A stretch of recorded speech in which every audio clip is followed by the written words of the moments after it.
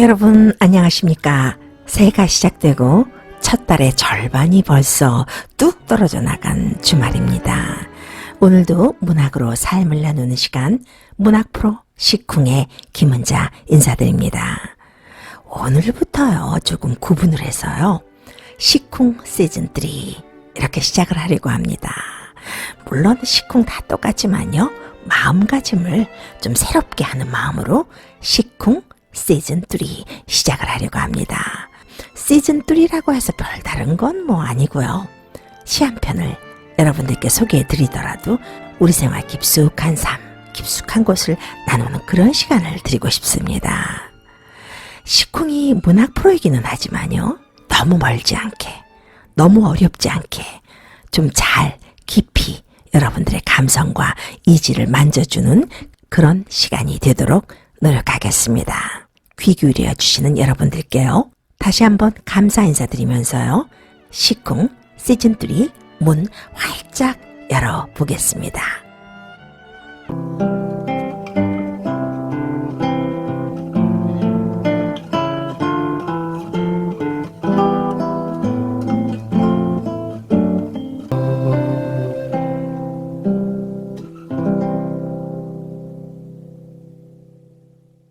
겨울이 많이 깊어졌죠? 창밖에 겨울나무 어쩜 저렇게 우람할까요? 새해가 시작되면서요. 여러분들도 물론 다 그랬을 거예요. 좀 새로운 일들이 생기려나, 새로운 세상이 좀 열리려나, 올해는 좀 나아지겠지. 기대에 부풀었잖아요. 그 기대 또 부품이요. 새해가 시작되고 이제 겨우 석주 정도 지났습니다. 벌써 그런데 그런 마음이 조금씩 마모되는 것 같아서 그날이 그날인 것 같아서 실망스러워지기도 합니다. 그러다가 문득 또 창밖을 내려다보면요. 겨울나무가 서 있잖아요. 겨울나무. 여러분들은 어떻습니까? 겨울나무를 보면요. 인간에게서 느낄 수 없는 기계 같은 것이 느껴지는데요. 참 많은 시인들이 겨울나무에 대해서 노래를 했죠. 그 중에 생각나는 몇 편의 시들이 있어요. 도종환 시인의 시, 겨울나무. 누가 앙상해진 저 나무를 보고 헛살았다 말하는가. 열매 다 빼앗기고 냉랭한 바람 앞에 서 있는 나무를 보고 누가 잘못 살았다 말하는가. 저 헐벗은 나무들이 산을 지키고 숲을 이루어냈다. 라고 노래한 시요. 하기사 그렇습니다. 지금은 헐벗은 채 눈보라를 맞으면서 지내지만요. 사실 그것으로 끝이 아니잖아요. 그런 시간을 견디고 나면 또 그런 시간이 있기에 찬란한 봄이 오는 거잖아요. 그런가 하면 또 홍수희 시인의 또 시가 생각나기도 합니다. 겨울나무의 시라는 시인데요. 겨울이 깊으면 깊을수록 내 것으로 내가 얼어붙지 않기 위하여 넘치는 것도 부족한 것 뿌리 아래 조용히 흘러보내는 겨울나무라는 시요. 내 것으로 내가 얼어붙지 않기 위하여 넘치는 것도 부족한 것도 뿌리 아래 조용히 흘러내려 보낸다. 참 인간의 욕심, 욕망, 거짓 뭐 이런 것들이 살다 보면요. 내 자신을 망칠 때가 많이 있습니다. 나로 인해서 내가 얼어붙는 일, 사실 그게 다 그런 일이에요. 살다 보면 우리 모두 경험하게 되잖아요.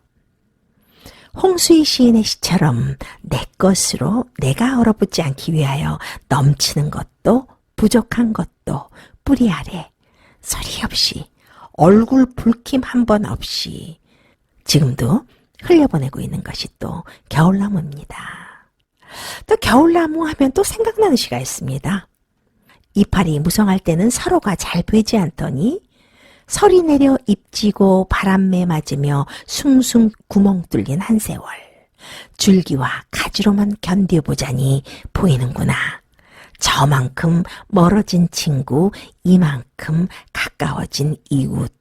외로워서 단단한 겨울나무라고 노래한 이재무 시인의 겨울나무라는 시요. 그렇잖아요? 잘 나갈 땐 미쳐 보이지 못했는데요. 바람에 맞으면서 숭숭 구멍 뚫린 한 세월을 맨몸으로 견디는 순간에야 저만큼 멀어진 친구, 이만큼 가까워진 이웃을 발견하게 되는 것이 우리입니다. 그 결빙의 땅에서 스스로를 지탱해온 힘이 외로워서 단단한 겨울나무라는 시. 설이 내리고 잎지고 난 뒤에야 이파리 다 떨구고 줄기와 가지로만 맨몸으로 견뎌보자니 그제서야 보이는 것들. 왜 이파리 푸릇푸릇하고 막 실록일 때는 왜 모를까요? 내가 왜 잘 나갈 때는 사람들이 보이지 않는 걸까요? 참 그게 우리 인간의 모습이기도 한데요. 겨울나무를 통해서 인생을, 삶을, 또 내 자신을 사색하고 성찰하게 한 시죠. 겨울, 생각해보면 이 사계절의 끝이죠. 그런데 어떻게 보면요, 봄으로 넘어가는 계절이기도 합니다. 다시 말하면요, 죽음의 계절이면서도 재생을 잉태하고 있는 어떤 의미에서는 좀 모순적이고요, 좀 아이러니한 데도 있어요. 그런데 그 아이러니가요, 우리 모습 같아서 겨울은 삶을 성찰하게 하는 것 같습니다. 죽은 것 같은데 결코 죽은 게 아니잖아요. 그래서 나무만 그렇겠습니까? 겨울바다도 있습니다.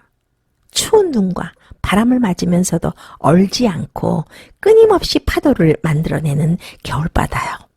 겨울바다 하면 가장 먼저 생각나는 시가 무엇이 있을까요? 아마 많은 분들이 김남조 시인의 겨울바다를 생각할 것입니다. 김남조 시인의 대표작이라고도 할 수 있는데요. 계절이 끝이면서 생명을 잉태하는 겨울처럼요, 이 바다도요, 물의 순환이 끝나는 종착지이면서 또 시발지이기도 합니다. 그래서 그럴까요? 겨울바다는 이 죽음 속에서도 생상, 이 절망 속에서도 희망, 또 상실과 또 더불어서 획득, 이별과 만남, 이런 복합적인 의미를 좀 느끼게 하는 것 같기도 합니다. 그런 의미에서 여러분들께 이 시를 읽어드리면 좋을 것 같나요? 가만히 있어보자. 먼저 음악 좀 깔고요. 분위기 한번 띄우겠습니다. 우리가 비록 몸은 일터에서 손님들의 옷을 다려주면서 손톱을 다듬어주면서 아이들 바삐 데리고 다니느라 운전하면서 자유로운 몸은 아니지만 겨울바다 앞에 선 자신의 모습을 그려보시기 바랍니다.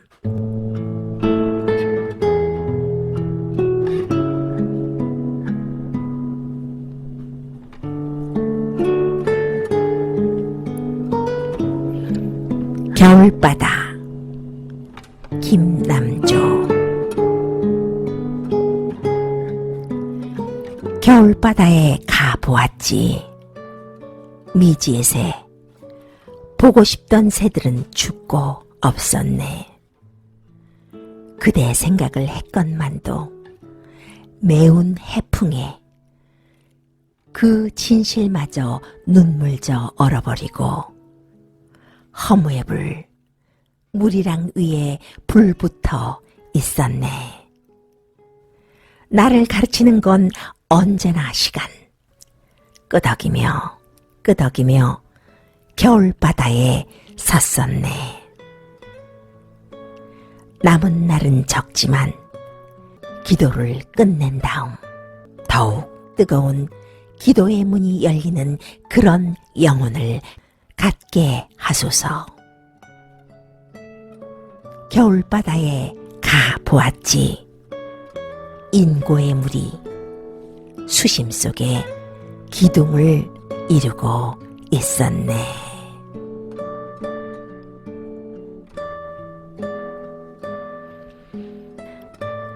이 시를 들으면 여러분은 무엇이 떠오를까요? 이 막막하도록 허무하면서도 이 결코 허무로 끝나지 않는 이 시는 우리에게 주는 울림이 큽니다. 바다에 가보았지. 보고 싶었던 새들은 죽고 없었네. 삶이 너무 힘들어서 바다에 달려가 보았지만 겨울바다 역시 마찬가지였나 봐요. 누구나 이 가슴 속에요, 어찌 보면 새를 품고 삽니다. 미지라는 새 한 마리, 희망이라는 새 한 마리. 삶에 대한 자신의 의지 혹은 희망을 또 가슴에 새라고 부른 것이겠죠. 그런데 겨울바다에 가보니까요. 미지의 새는 죽고 모두가 떠난 파도만 철썩철썩 가슴을 때리고 있다고 말하고 있습니다. 내가 원했던 그림이 없는 거예요. 절망의 끝, 허무의 끝인데요. 두 번째 연에서 이 절망은 더 증폭이 됩니다. 그대 생각을 했건만도 매운 해풍에 그 진실마저 눈물져 얼어버리고 허무의 물이랑 위에 불 붙어 있었네. 이 얼마나 허무한 그림입니까? 사랑하는 사람을 생각했지만 또 희망을 생각했지만 그 진실마저 얼어버리고 허무의 불이 물이랑 위에 불 붙어 있다면 이 얼마나 찰나적이고 험한 거예요. 그런데 시가 여기서 끝나지 않아요. 세 번째 식구가 우리를 흔들어주는 것 같습니다. 나를 가르치는 건 언제나 시간. 끄덕이며 끄덕이며 겨울바다에 섰었네. 시간이 되면 다 정리가 되고 잊게 되고 다시 시작하게 된다는 것을 알면서요. 세월이 약이라는 것을 우리는 알면서요. 내일은 내일의 태양이 뜨는데도 우리는 왜 그 힘든 시간을 못 견뎌야 하는지 모르겠습니다. 그래 시간이 지나면 나아지겠지 하면서도요. 겨울바다 앞에 선 거예요. 그 죽음의 공간에서 시간의 힘을 또 깨달은 거죠. 그 다음 식기. 남은 날은 적지만 기도를 끝낸 다음 더욱 뜨거운 기도의 문이 열리는 그런 영혼을 갖게 하소서. 기도하며 산다는 건 참 큰 의미가 있습니다. 기도를 하면서 다시 나를 성찰하면서 마음이 평온하게 정리되어 가고 있는 것이 느껴지죠. 근데 또 이 마지막 식구가 압권이에요. 허무와 슬픔이 결코 허무와 슬픔으로 끝나면 안 된다고 우리에게 말해주고 있습니다. 겨울바다에 가보았지. 인고의 물이 수심 속에 기둥을 이루고 있었네. 밀려오고 부딪히고 쓸어내리고 부서지던 겨울바다가 가만히 보니까요. 수심 속에서 완전히 무너진 것이 아니라 밀려오고 부딪히고 쓸어내고 부서진 그 것들 위에 기둥, 심지를 이루고 있는 거예요. 인간의 유한성과 한계를 느끼면서도 이 남은 날 동안 더욱 열렬히 사랑해야 되겠다, 살아가야겠다 다짐하는 것이 느껴지는 시입니다. 겨울바다가 상실과 죽음, 허무의 공간이 아니라 깨달음과 수용의 공간이 되면서 현실을 극복하는 시인의 모습이 보입니다.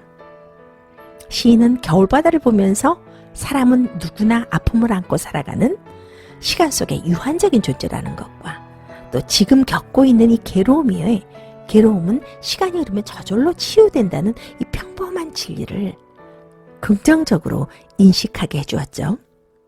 남은 삶에 대해서 경건한 자세를 가지고 허무와 좌절을 이겨내겠다라는 또 이 결심도 하게 해주고요. 겨울바다 앞에서 자신의 삶에 경건한 자세를 가지고 허무와 좌절을 이겨내게 해주소서 하고 뜨거운 기도를 올리고 왔겠죠. 그러니까 겨울바다가 시인에게는요, 죽음의 공간이 아닌 소생의 공간이었네요. 겨울바다를 보면서 삶에 대한 뜨거운 의지가 솟구쳐 오른 것을 볼 수 있습니다. 똑같은 바다를 보아도 어떤 사람은 죽음을 보고 또 어떤 사람은 희망을 보는 사람이 있죠. 보고 싶던 미지의 새들은 죽어 있고 매운 해풍에 진실마저 눈물져 얼어버렸지만 그 죽음의 공간 속에서도 힘을 느끼게 해준 시였습니다. 마음이 답답하고 내가 왜 이러고 있지? 왜 나만 이러고 살고 있는 거야? 살다 보면 그럴 때가 왜 없겠어요? 그럴 때 참 겨울바다 가보는 것도 나쁘지 않을 것 같습니다. 우르르 토해내는 이 파도를 보면서요. 끼룩끼룩 아무도 없는 겨울바다를 맴도는 갈매기를 보면서 마음 뻥 뚫려서 돌아올 수만 있다면 말이에요. 이 시를 쓴 김남주 시인은요, 한국 문학의 대표 여류 시인입니다. 1927년 경상북도 대구에서 출생했어요. 서울대학교 사범대학 국어교육학과에서 학사학위를 받았고요. 숙명여자대학교 교수를 역임했고요. 숙명여자대학교에서 명예문학 박사학위를 받았습니다. 1950년 연합신문에 성숙, 잔상 등을 발표하면서 등단했고요. 1953년 첫 시집 목숨을 출판하면서 본격적인 활동을 시작했습니다. 김남조 시인의 시세계를 보면은요, 초기에는 인간성과 생명력을 주로 표현하는 시풍을 이뤘다면요, 후반기에는 기독교적 세계와 윤리의식을 표현한 시를 주로 많이 썼습니다. 시집으로는 첫 시집 목숨, 저무는 날에 너를 위하여 자유문인협회상, 5월 문예상, 서울시 문화상, 대한민국 문화예술상, 국민훈장 모란장, 은관문화훈장, 만해대상 등을 수상했습니다. 김남조 시인의 시 겨울바다를 함께 나눠보았습니다.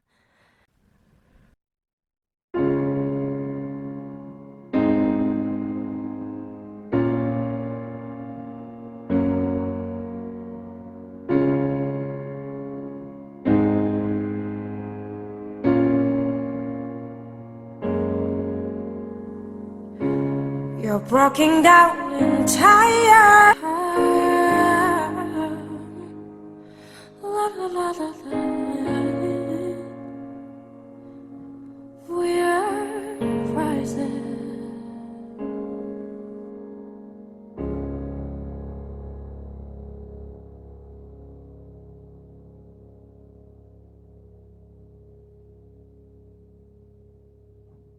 여러분은 지금 1660am 뉴욕 K라디오 문학 프로 시쿵 시즌 3를 듣고 계십니다. 겨울의 한복판에서 여러분들과 함께 시도 나누면서 또 좋은 노래 들으니 참 좋습니다. 삶이 빡빡할 때 문학이 우리에게 주는 힘은 분명히 있습니다. 세상이 주지 못하는 힘입니다. 때론 세상과 거꾸로 가면서, 때론 세상과 더불어 가면서 한 편의 시가, 한 줄의 문장이 툭툭 우리를 깨워주는 것이 문학이 아닌가, 그런 생각을 하면서요, 여러분들도 이 바쁘시지만 시 읽는 시간 많이 가지시기 바랍니다. 이 시간에 여러분들께 더욱 좋은 시 많이 소개해드리도록 노력하겠습니다. 문학 뉴스입니다. 얼마 전에 제44회 이상문학상 수상자가 발표되었죠. 이상문학상 하면은요, 여러분들이 너무도 잘 아시고 좋아하시는 요절한 천재 작가 이상, 그의 문학적 업적을 기리고 그의 작가 정신을 계승하면서 한국 소설 발전에 기여하기 위해서 1977년이죠 아마, 문학사상사가 처음으로 제정한 상입니다. 주로 정상에 오른 소설가들이 타는 상입니다. 그런데 이번에는 참 묘한 일이 벌어졌어요. 우수상 통보를 받은 작가 3인이 상을 거부한 것입니다. 이 상을 주관하는 문학사상사는요, 지난 6일 예정되었던 대상 및 우수상 수상자 발표를 무기 연기한다고 밝혔다고 합니다. 우수상 통보를 받은 작가 5명 중에 3명이 출판사 측의 수상작 저작권 3년 양도, 그 조건을 받아들일 수 없어서 수상을 거부하겠다고 밝혔다고 해요. 저작권도 좋지만요, 그 큰 상을 거부하다니요? 라는 생각이 들기도 했지만 작가의 권리를 찾고 싶어하는 거예요. 수상을 거부한 3인 중에 이 소설 경애의 마음을 쓴 김금희 작가는 트위터에 이렇게 밝혔습니다. 저작권을 3년간 양도한다는 계약서 내용을 확인하고는 수상집 게재를 못하겠다고 말할 수밖에 없었다라고요. 또 쇼코의 미소, 여러분들도 많이 읽었죠. 쇼코의 미소를 쓴 최은영 작가 역시 그 이후로 문학사상사에 그 상을 받을 수 없다고 통보했다고 말했습니다. 시대가 변하긴 변했습니다. 작가들 이상문학상 정도 주면 말이에요, 뭐 저작권 뭐 이런 거 생각할 것 없이 수상할 텐데 말입니다. 문학사상자 관계자는요, 또 이렇게 말했습니다. 저작권 3년 양도는 계약서상의 관례적인 언어일 뿐으로 수상집과 작가 단편집 출간 시기가 겹치지만 않으면 양해해왔다 라면서요. 불리하다고 작가들이 느끼는 점을 향후 개선하도록 하겠다라고 말했다고 합니다. 이건 역시 시대가 많이 변했습니다. 옛날 같으면요. 감히 이상 문학상을 거부해? 너 말고도 줄 사람 많다 했을 텐데요. 저작권을 3년간 양도한다면 말입니다. 이 작품을 이 표주작으로도 쓸 수 없고 또 이 단행본에도 수록할 수 없거든요. 저작권 3년간 양도, 양도라는 단어 속에 작가들의 작품들이 연속해서 갇히게 되는 것이 싫다. 작가의 노고와 권리를 존중해 주기 바란다. 라고 입을 모았습니다. 충분히 이해가 되는 이야기입니다. 작가들이 한 편의 시를 쓰기 위해서 또 한 편의 소설을 쓰기 위해서 피를 토하면서 얼마나 수많은 날들을 씨름하고 잠도 못 자고 겨우 한 편 잉태하는데 말입니다. 모쪼록 잘 협상이 돼서요. 좋은 상 계속 계승되기를 바라고요. 이 계기로 우리 한국 문단에도요. 이 문학상을 주는 주최 측이 갑이 아니라 작가를 보호해주고 작가를 또 이렇게 키워주고 권리를 중해주는 문화가 발전하기를 바라봅니다. 여러분들과 함께 문학과 삶을 나누는 동안 또 시간이 훌쩍 지났습니다. 다음 주에 더 깊은 문학, 공감 가는 시로 만나 뵙겠습니다. 차가운 날씨에 건강 유의하시고요. 저는 여기서 물러가겠습니다. 지금까지 김은자였습니다.